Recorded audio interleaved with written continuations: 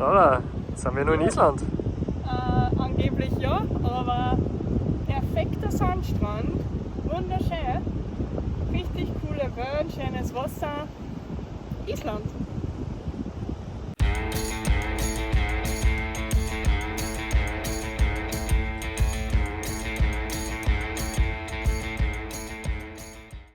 So, neuer Tag und nach mehrere Stunden Arbeiten sind wir beim nächsten Highlight angekommen in die Westfjorde. Ihr seht, wir lernen aus unseren Videos und verstecken uns jetzt hinterm Auto, weil da ist halbwegs windstill. Laura, wo sind wir? Wir sind bei einem ziemlich großen Wasserfall. Wir haben extra bis am Abend gewartet, da im Ort Isafjörður, wo wir vorher waren, sehr viele, sehr große Kreuzfahrtschiffe angelegt haben und die wahrscheinlich in Hunderten von Bussen ihre Ausflüge genau daher gemacht haben. Deswegen sind wir erst abends da. Und der Name dieses Wasserfalles ist mir entfallen und lautet... Dinjandi. Genau. Und den schauen wir uns jetzt an.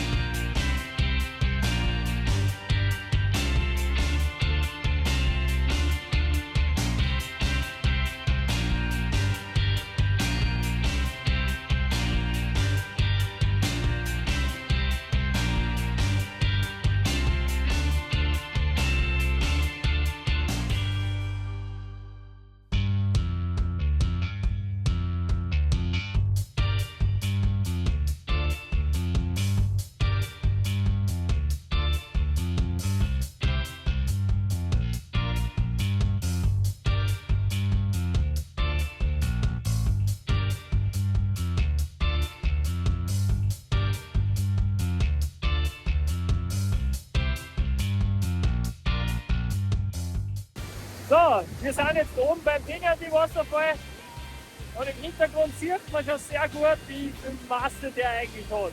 Und man hört da und wenn man da steht, spürt man auch, man wird ziemlich nass mit der Zeit. Nichtsdestotrotz eins von den Highlights von die Westfjorde und wir können es auf jeden Fall empfehlen.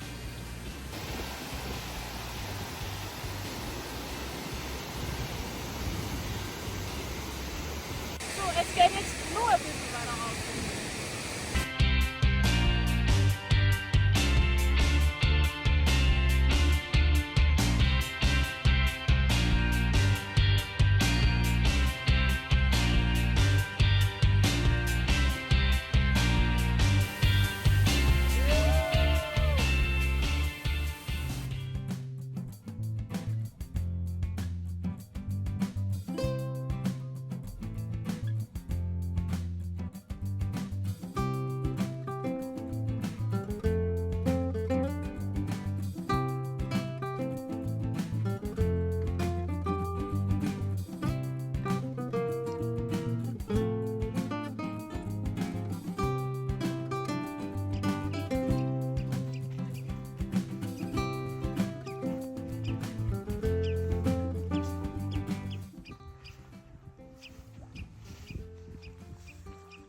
Wir haben den nächsten Hotspot gefunden, also ist klar, wie wir unseren Abend verbringen werden. Das ist ein richtig cooler Pool in die Westfjorde von Island. Es gibt auch eine Umkleide und ein Klo für Männlein und Weiblein und es gibt da einen Pool mit sehr angenehmen, ich schätze so 38 Grad. Dahinter einen größeren Pool, der etwas kühler ist. Und dann gibt es noch ganz besonders die sehr, sehr heiße Quelle. Die schauen wir uns dann noch an.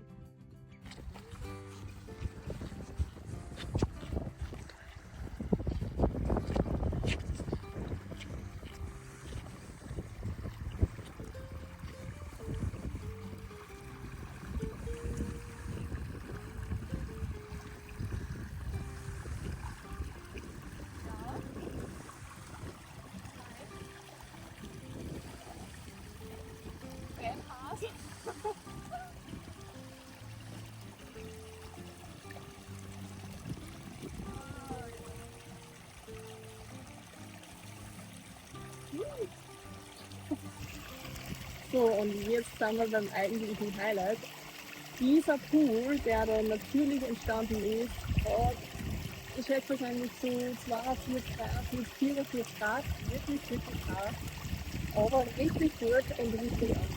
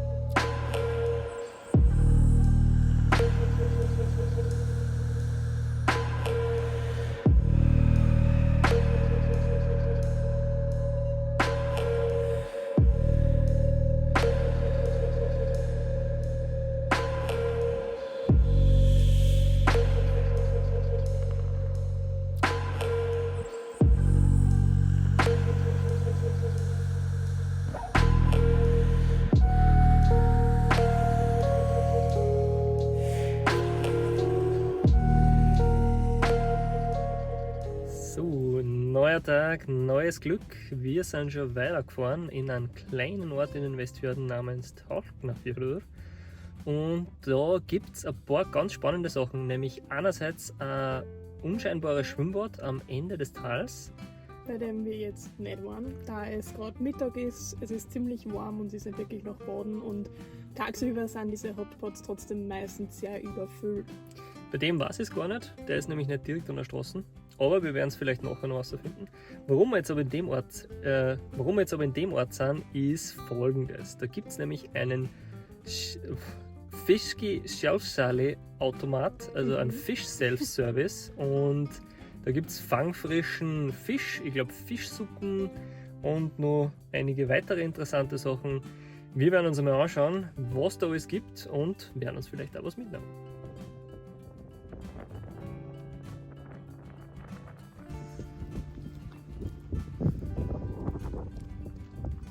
Du gehst nicht rein. Ah, das ist ich. Ah, komm mal. So, die erste Schwierigkeit haben wir jetzt überstanden. Also man kann anfangen mit dieser Wand da. Da verewigen sich die Leute. War beim letzten Mal schon so. Und das Hauptinteressante Ding ist aber diese Wand da. Es gibt schon eine gute Auswahl da. Wir haben einmal den isländisch traditionell getrockneten Fisch, den Hartfischl. Wir haben da einen Kod, wir haben Fischbällchen, wir haben Luder, also Halibut, wir haben Lachs und wir haben Salzfisch. Und natürlich Fischsuppe. Das Ganze läuft folgendermaßen an. Es gab da sogar noch Sauerteigbrot, aber das ist leider halt schon gar offenbar.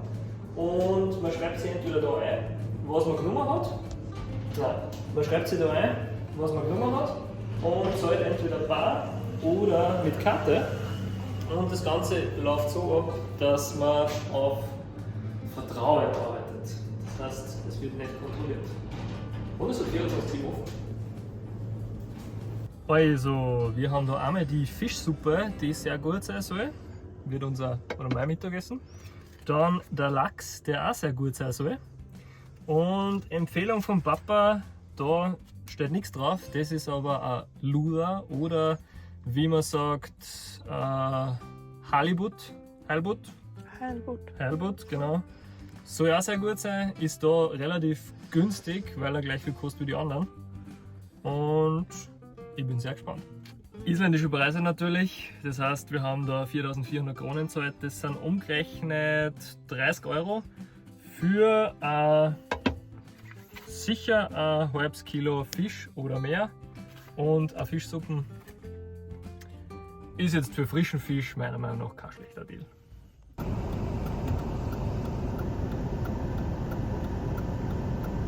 Hey Laura, was tun wir gerade?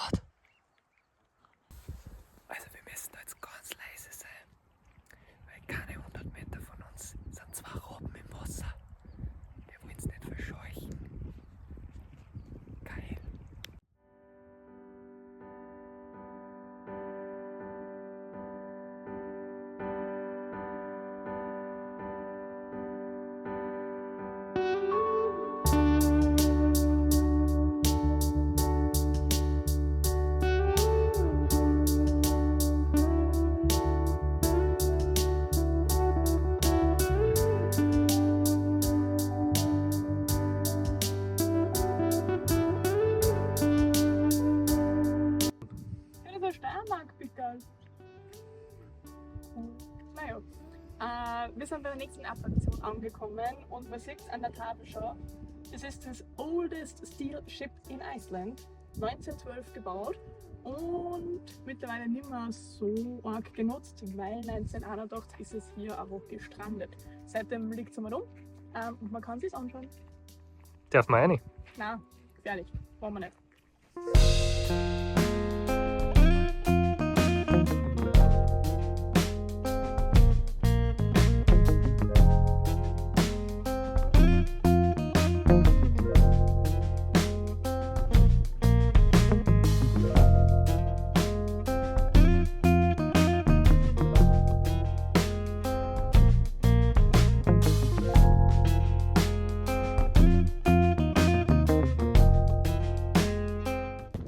Jetzt gerade noch was aufgeschaltet für diejenigen vielleicht, die unser Whale-Watching-Video gesehen haben. Wir hatten unser Schiff geheißen. Und wie heißt das Schiff?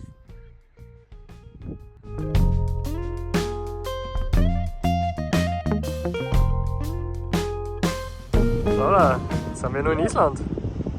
Angeblich ja, aber perfekter Sandstrand, wunderschön, richtig coole Wellen, schönes Wasser, Island.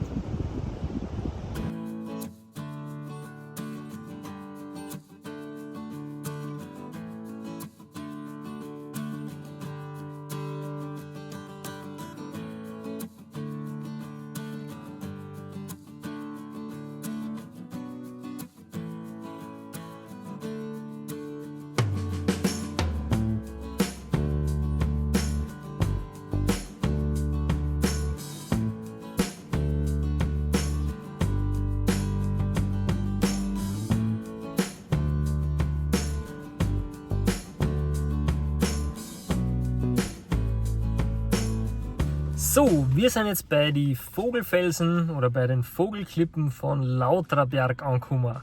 Es ist nicht nur der westlichste Punkt Islands, sondern auch eine der größten Steilklippen, wo Vögel nisten. Und da über 800.000 über den Sommer und verschiedenste Arten und darunter auch unsere lieben Lynti, also die Papageientaucher. Schauen wir mal, was uns erwartet.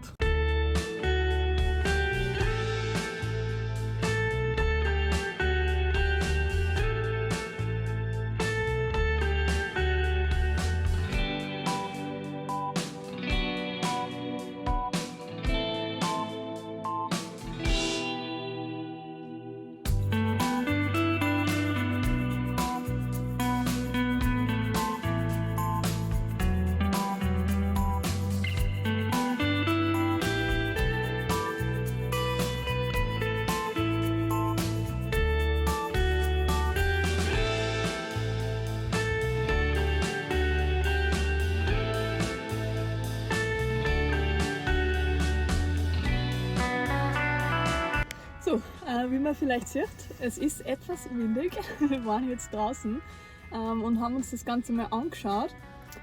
Ja, tatsächlich muss man sagen, ich habe mich hauptsächlich auf die Papageientaucher gefreut. Insgesamt haben wir 2 gesehen oder 3 und auch nur sehr schlecht. Also für alle Leute, die zuerst in Bakkergerl, die waren so wie wir.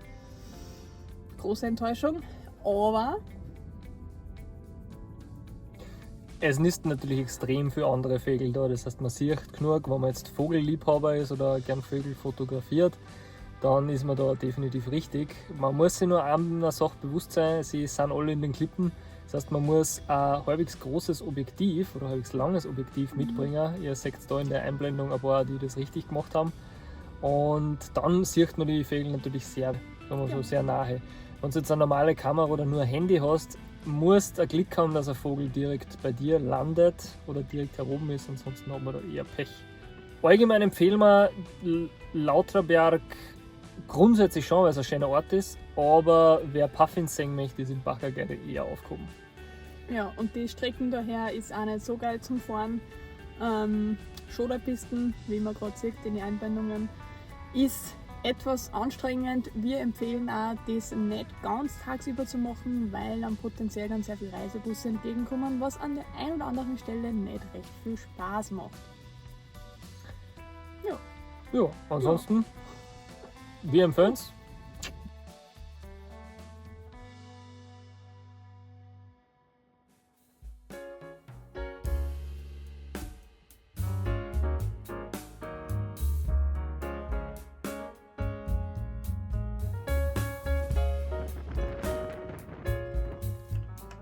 Hey, wir sind in einem weiteren Selbstverkaufsladen, also so einem, wo wieder quasi alles zur Verfügung steht und man sich das nimmt, was man möchte und dann quasi zahlt und es ist keiner da.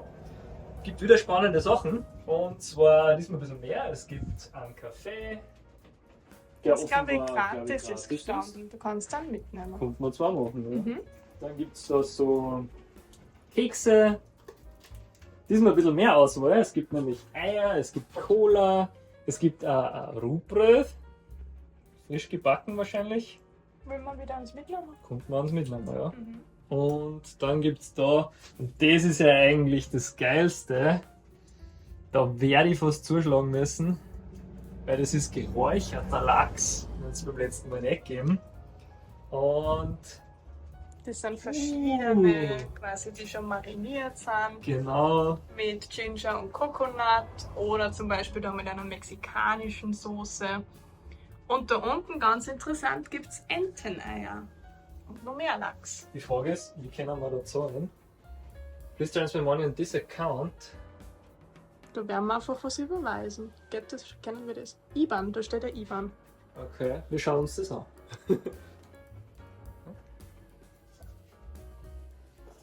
Ich habe noch nie mit sowas gearbeitet. So. Ist da Wasser drin? Warte, Wasser ist drinnen.